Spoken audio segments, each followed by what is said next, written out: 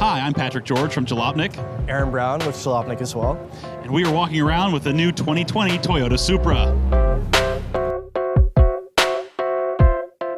This is obviously a huge debut here at the 2019 Detroit Auto Show, in some ways the biggest and the most anticipated. The Supra is I don't even tell you what a big deal that is. It's a huge, huge name in the sports car world. It was my favorite of the Japanese sports cars when I was a kid. I grew up in a Toyota family. I always wanted one. Been waiting for years for a new one to come out. And after years and years of concepts and teases and spy shots and leaks, it's amazing to finally see it in person. It looks really good. And I will say, like, even with all 200 years of leaks and teasers, people are still super excited to see the actual car. Yeah, Me too, I am. There's a lot of hype, a lot of anticipation around this thing.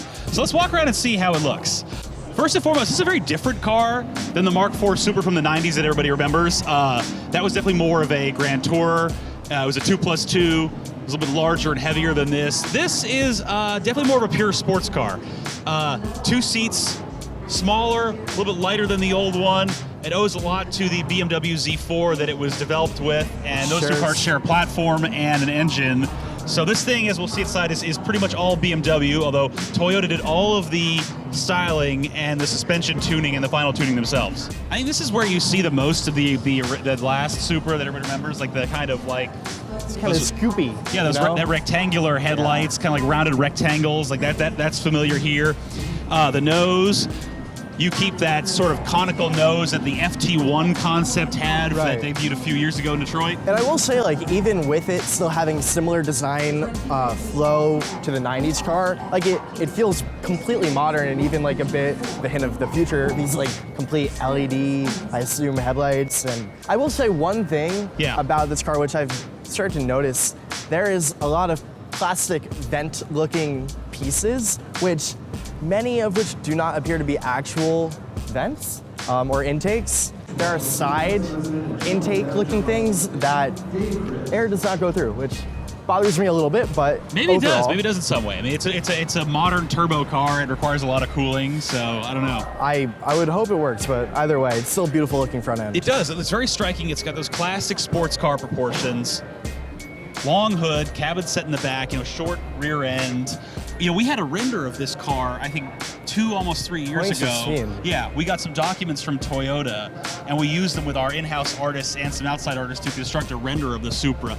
And we got it like 90% close. So between that and all the spy shots and everything, like everyone has seen this car for a while. Right. But it still looks cool. It still looks great. It looks amazing. I will say something I've been seeing a lot of people critiquing the design online, saying it's like it still looks like an FRS, an 8.6, so what, Toyota's continuing that design style. It's a little bit bigger. I think it looks better than an 8.6 or a BRZ. But, like, back off, guys. Back off, guys. I think it looks all right. One thing that we didn't get on our render, but ended up on the production car that I really like, is this rear haunches right here. Very aggressive, kind of bulging out a little bit. Really looks awesome. Like, it kind of gives it this sort of wide look to it. The car was benchmarked against the Cayman and the Boxster, and it's a very Cayman-esque rear end and lines right there. I really dig how that turned out. It's got that nice, solid funk to it that you want from a BMW. I mean, Toyota. Yeah, sorry. Whoops. I like the rear end a lot. These kind of narrow tail lamps are really cool. Also important, this is the first Toyota in the United States that's going to use the Gazoo Racing branding, or GR. They've started rolling that out in Japan and Europe. I didn't think they would use it here because the name's a little out there, but still have time to drop it, but hopefully they won't. They say that all the cars that President Akio Toyoda is really proud of that are like his babies, those are going to be the GR cars. So it's cool to see that here.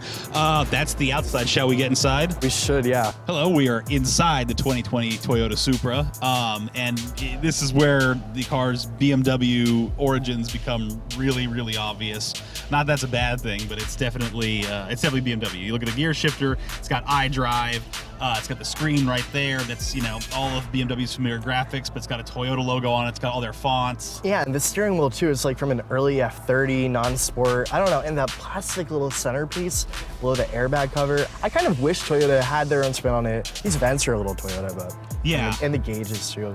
I haven't sat in the new Z4 yet. I need to, but I mean, like it's pretty obvious what this is. But it's nice and it works. And I'm 5'11", sitting pretty comfortably, and I've got a good amount of headroom here. They put gurney bubbles up top for when you've got a helmet for your track days. This is a nice touch. You noticed something back there too that was really cool? Yeah, there's a bit of a cargo pass through, something like a C7 Corvette might have. You can actually reach back and grab your things, kind of very hatchy, which I do like. I feel like we also have to talk about the elephant in the cockpit here. What's that? Of course, it's not a manual, but Oh, hopefully yes. one day it might be. But you know, I just have to say it. Yeah, we have to throw that out there. It's like, this is a very good gearbox. It's a ZF8. It's one of the best automatics you could buy right now. It's got paddle shifters.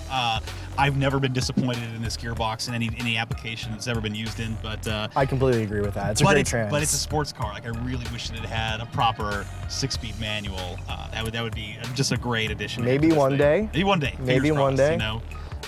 Otherwise, complain loud enough, car enthusiasts. Maybe we'll get there. Oh, cool. Okay, after everything, after all this time, all this hype, I have...